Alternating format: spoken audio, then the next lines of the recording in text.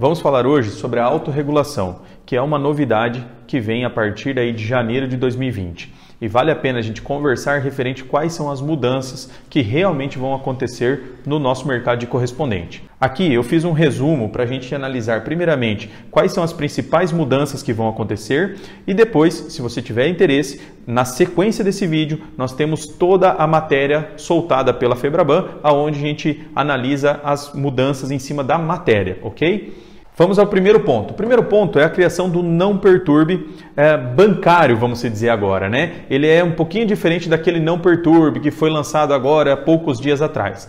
Mas aqui é a mesma lógica. Para quem assistiu aquele meu vídeo que eu falo referente a banco de dados, LGPD, uma série de coisas aí que estão no mercado, inclusive os não perturbes, bloqueios de Procon, não muda muita coisa disso. E até um ponto importante entender que esse cliente que se cadastra no não perturbe, muito provavelmente ele não iria contratar crédito mesmo. Então, ou seja, não é um grande problema a gente perder essa fatia de clientes potenciais. Em contrapartida, você tem que tomar um cuidado na questão da oferta para esse público.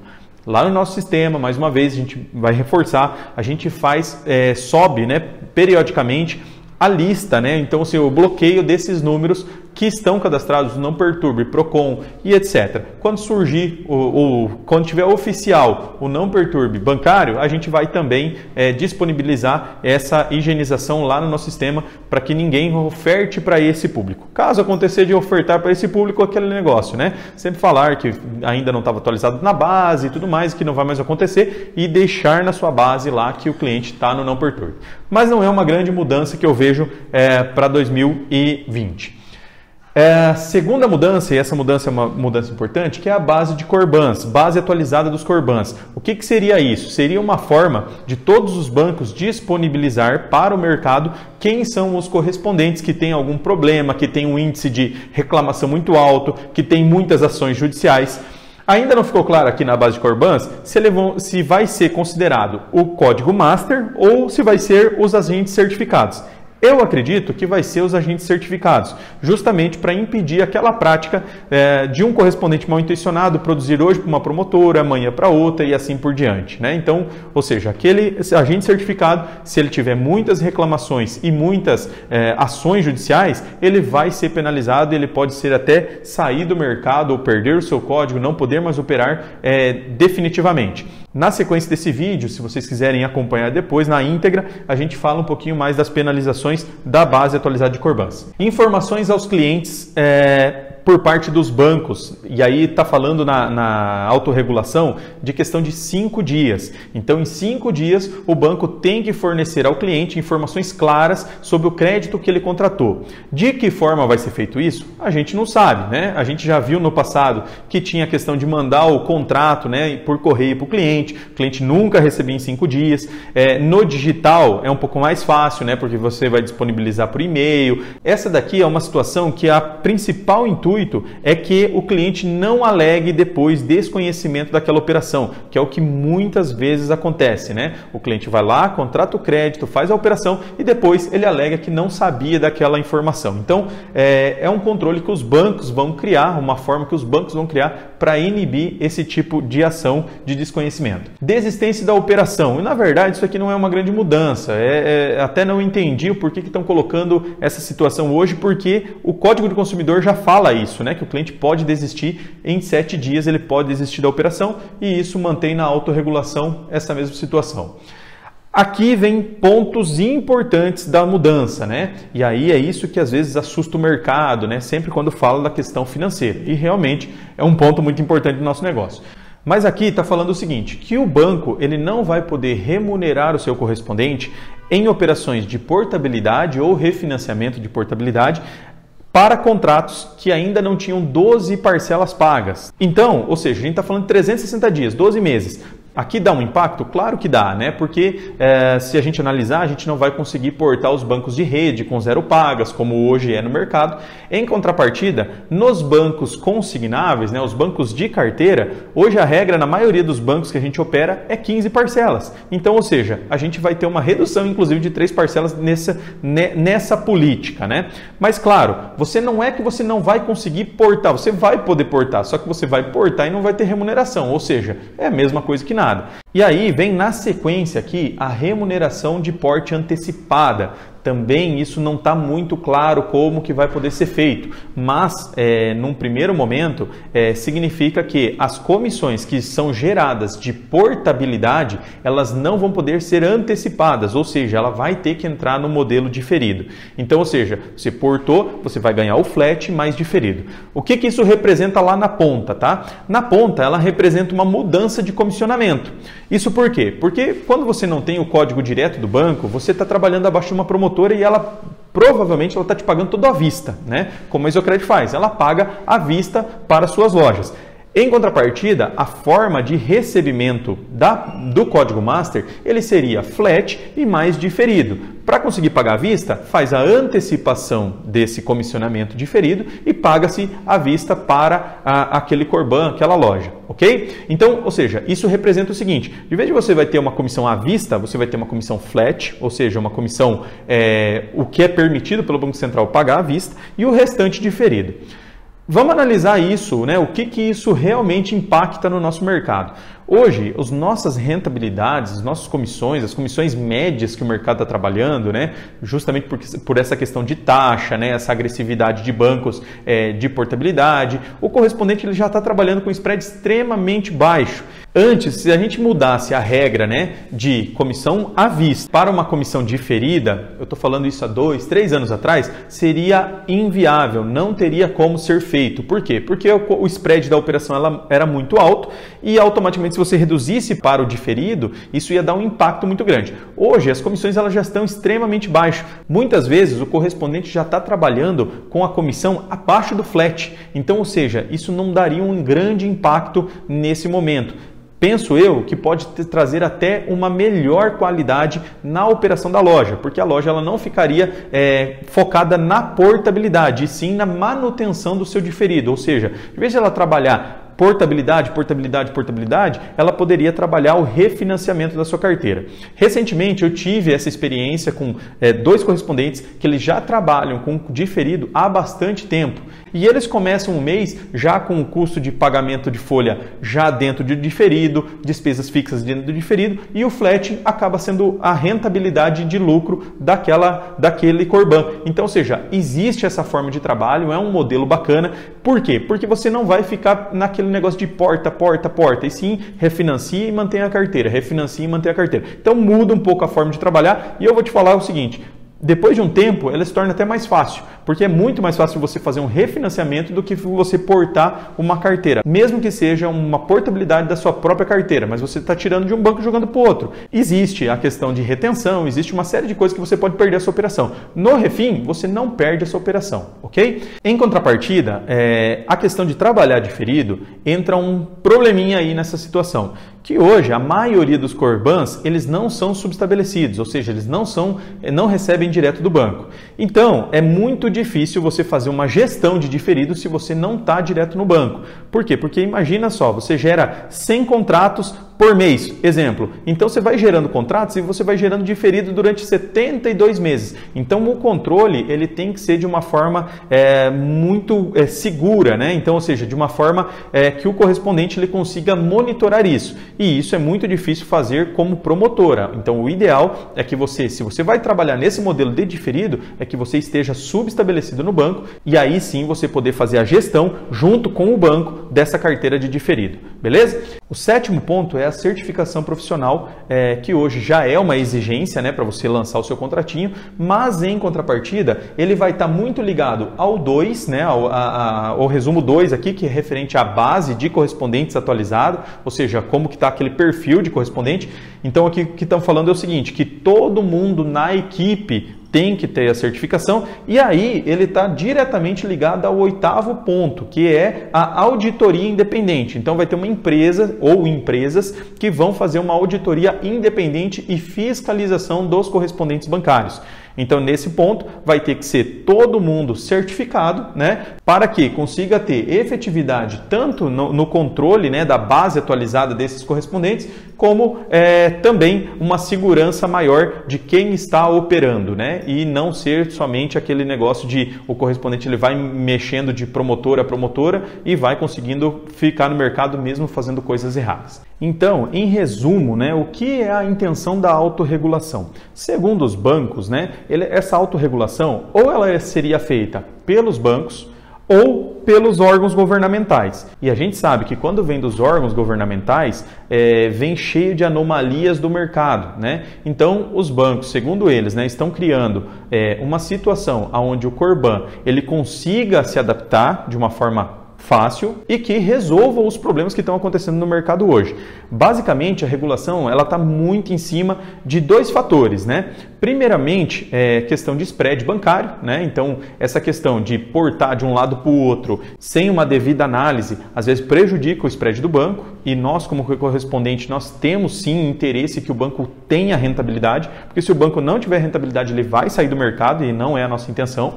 E principalmente, o segundo ponto é sobre as ações judiciais, reclamações de INSS.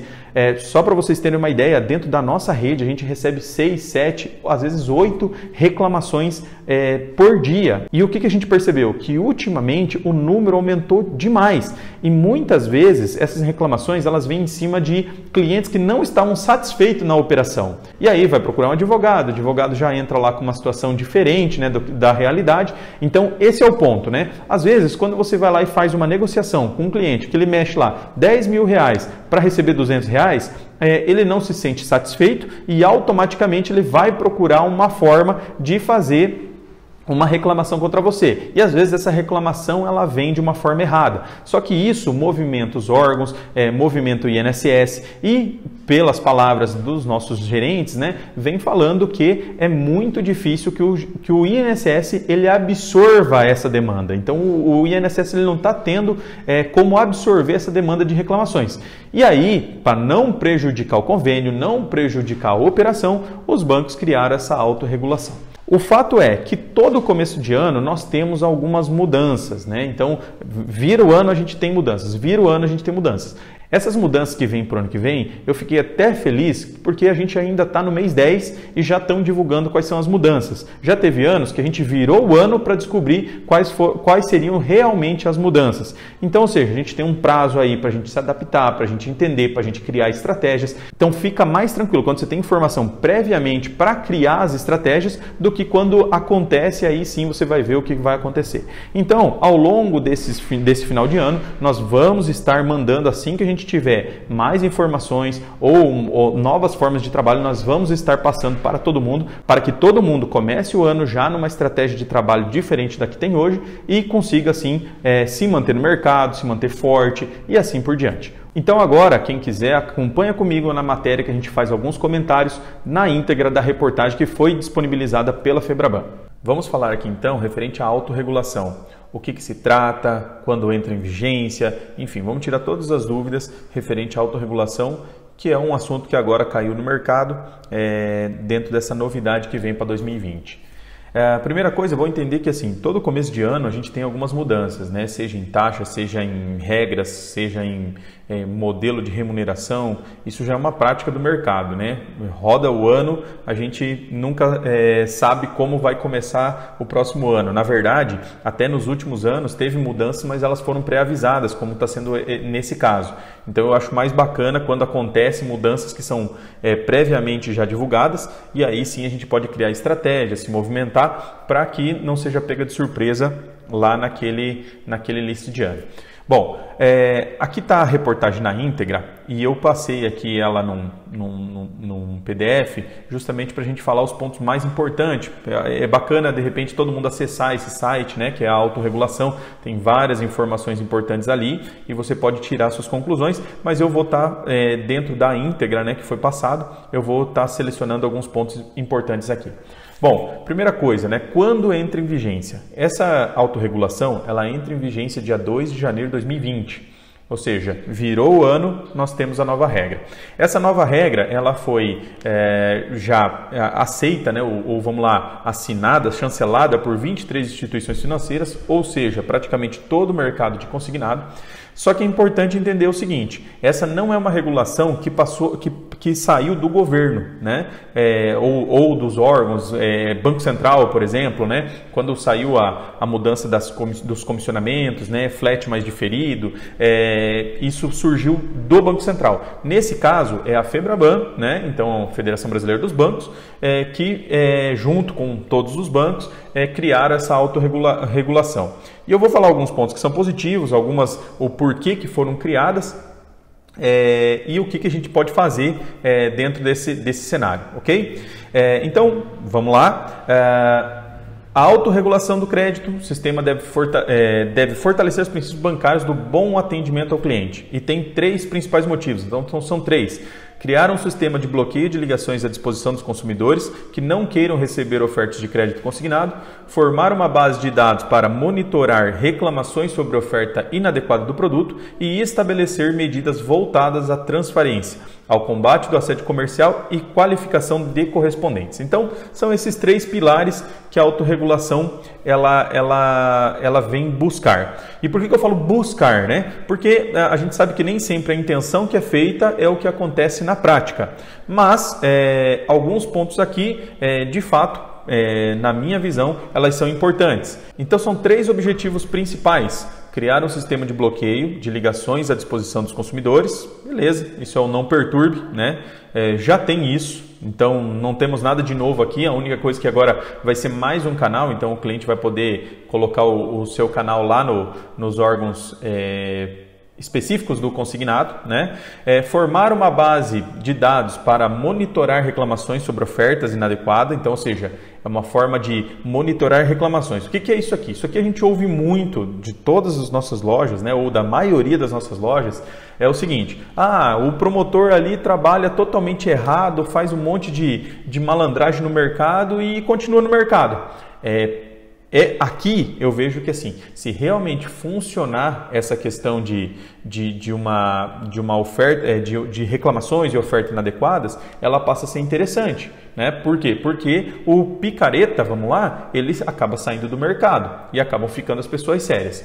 E estabelecer medidas voltadas à transparência, ao combate ao assédio comercial e à qualificação de correspondentes. Então, ou seja, aqui é uma saída que os bancos estão vendo pelo seguinte: a maioria das reclamações, isso se você pegar na prática mesmo, a maioria das reclamações, ações judiciais, elas são muito voltadas ao prejuízo que o cliente obteve naquela operação. Então, e aí vem o entendimento do juiz, né, muitas vezes, bem em cima disso. Então, perde-se causa porque, por exemplo, o cliente foi lá e movimentou um contrato de 10 mil, refinanciou várias parcelas do contrato dele para pegar 150, 200 reais. E isso acaba dando muitas reclamações. Bom, vamos seguindo aqui.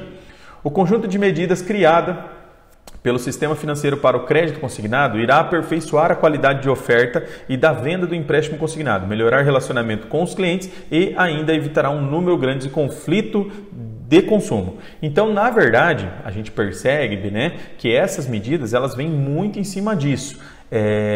Evitar conflitos de consumo, ou seja, ações judiciais, reclamações INSS. Outro ponto aqui, as regras darão mais transparência ao negócio e contribuirão para combater o assédio comercial.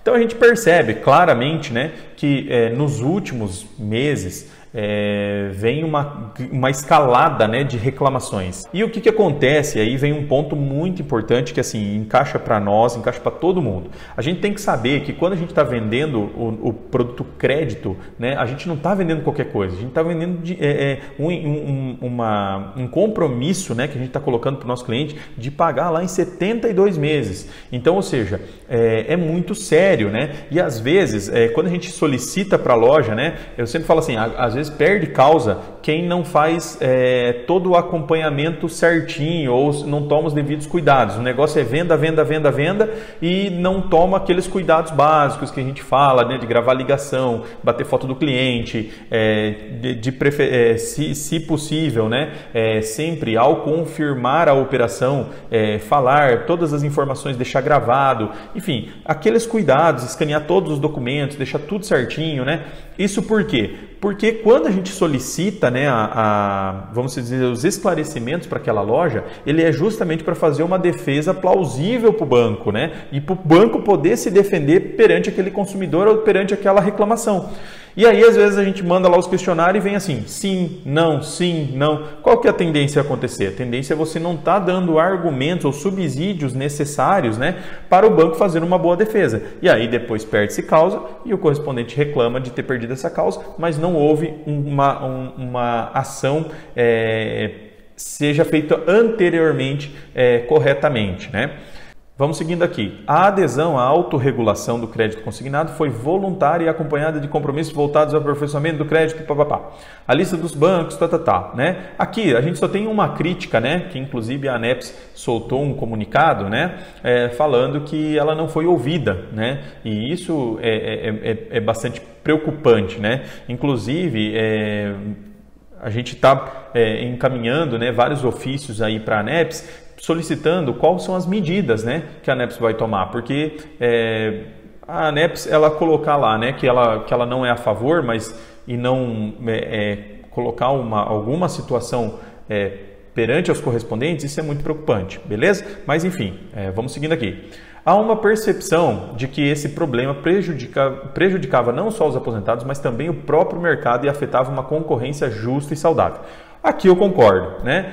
A gente sabe que, às vezes, a gente ouve os casos mais, assim, escancarados, né, de uma prática mal feita de comércio no mercado, né? Seja de lojas, balcão, seja de call centers, enfim, a gente sabe que existe muita, vamos lá, picaretagem no nosso ramo, e isso, quando a gente tem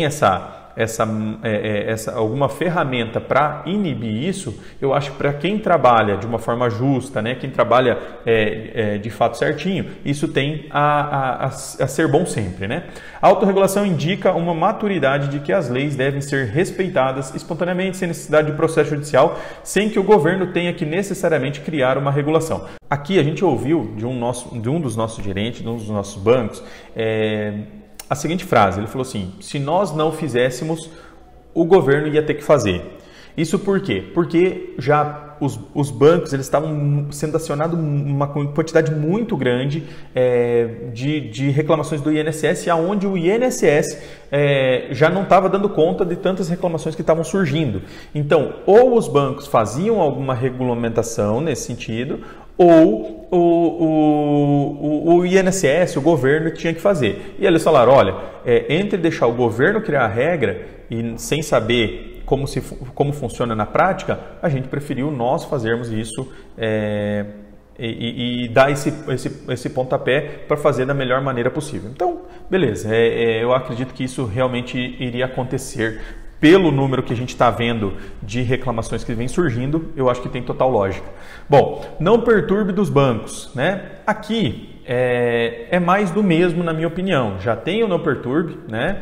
E esse não perturbe atinge uma certa quantidade de clientes, mas como eu sempre falo, a nossa quantidade de clientes no nosso mercado é tão grande que a gente não consegue dar conta. Então, a gente perdeu uma fatia desse mercado para esses não perturbe, eu não vejo um grande problema, né? Mas o que é o problema é o seguinte, é você não ter uma ferramenta que você não consegue expurgar da tua base os não perturbe. Aí, como eu já soltei um vídeo anteriormente falando de banco de dados e falando do assunto não perturbe, isso realmente é importante que você respeite, né? Então, se o cliente ele se cadastrou lá no Não Perturbe, provavelmente ele não vai aceitar o crédito de qualquer forma. Então, já é um cliente que ele não quer crédito. Então, para que você vai se incomodar com isso? Então, higienizar a base. Lá no nosso sistema, a gente tem já isso já programado, né? A cada 30 dias, a gente sobe a base tanto do Não Perturbe como base de Procon. E agora, né, a partir da hora que tiver liberado esse novo não perturbe, né, a gente vai pegar e vai subir a base lá também. Então, não tem nada de novo na questão do não perturbe. Agora tem uma situação que aí sim é isso que está assustando todo mundo, assustando no mercado, enfim, que é a questão do não pagamento de comissão dentro de 360 dias. Então, olha só, os bancos participantes se comprometem a não remunerar seus correspondentes pela portabilidade da operação de crédito consignado ou pelo refinanciamento dela antes de 360 dias, contados da data do negócio. Então, o que nós estamos falando aqui? Nós estamos falando assim, ó, que durante 12 meses O contrato ele vai ser feito numa instituição financeira e se caso o correspondente portar essa dívida dessa instituição financeira para outro, ele não vai ser remunerado tanto na portabilidade, né? Então pela portabilidade ou pelo refinanciamento dela antes dos 360 dias. Então o banco ele não vai poder pagar comissão dentro de 360 dias. 360 dias são 12 meses. Então a gente está falando o seguinte, que a gente fica com aquele cliente 12 meses sem poder operar com ele. Hoje, os principais bancos que a gente trabalha, eles estão trabalhando com várias regras de 15 meses, né? Então, ou seja, afeta, claro, porque de repente você não tiraria um cliente da caixa, por exemplo, que você tiraria antes dos 12 meses, você não vai conseguir tirar, você vai ter que esperar os 12 meses independente, mas o nosso mercado ali, nessa carteira de portabilidades e tudo mais, eles passam a 12 meses e hoje a gente está em 15, então eu não vejo um grande problema aí nessa parte, né? Afeta alguma coisa? Sempre afeta, mas não vejo um grande problema nesse ponto. Continuando, né? Aqui ele fala, a mudança tem a finalidade de fazer com que a portabilidade ocorra em um ambiente de boas práticas na concessão de crédito responsável. E aí está falando aqui, né, que o correspondente é remunerado a cada operação transferida de um banco para o outro. Na verdade, né, o que prevê, não tem nenhuma restrição em pagamento, né, de comissão independente do prazo. Porém, existem as regras, né, que são dos bancos. Então, por exemplo, não adianta nada, por exemplo, não ter nenhum bloqueio de pagamento de comissão, mas você não conseguir portar com 15 parcelas. Então, dá na mesma coisa, né? Lógico, né, aqui mais uma vez, o que prejudica é a questão de você não poder portar nem do banco de rede, né, dentro do prazo ali de 12 parcelas. Vamos lá, mais uma informação aqui. A informação deverão, referente às informações. Isso aqui é uma situação que vale para a instituição financeira, que ela vai ter que se enquadrar de mandar as informações em 5 dias contados da data da liberação, tem que mandar de forma clara para o consumidor essas informações. Como vai ser feito isso? A gente não sabe. No passado, o cliente recebia o seu contrato em casa, né? Ou agora no digital ele recebe lá no seu e-mail, lá um link lá para ter acesso. Enfim, aí é uma coisa muito mais voltada para os bancos. Monitoramento de qualidade. Aqui é importante, tá? Prevê a avaliação de correspondente. Serão consideradas reclamações feitas aos canais internos nos bancos, a plataforma do consumidor e a reclamação registrada no Banco Central e nos PROCONs. Isso daqui é uma situação que a gente já passou, inclusive agora nesse ano a gente já teve inclusive bloqueios de usuários em alguns bancos de práticas que o correspondente às vezes ele tenta se beneficiar, né? Ou seja, trazer uma situação para si, mas acaba prejudicando um todo, né? Então antigamente era muito comum, e aí eu faço até uma autocrítica, né? Que nós mesmos praticávamos isso no passado, né?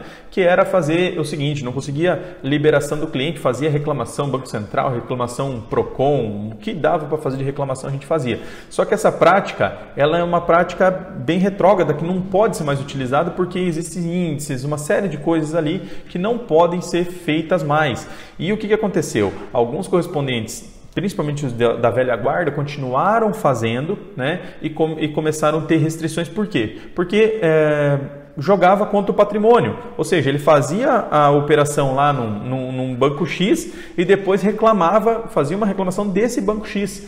E aí o banco automaticamente conseguia vincular, né, uma coisa na outra e começou a penalizar esses correspondentes, perder o código, uma série de coisas, né? Inclusive nós mesmos sofremos punições em cima dessas situações, dessa prática de mercado.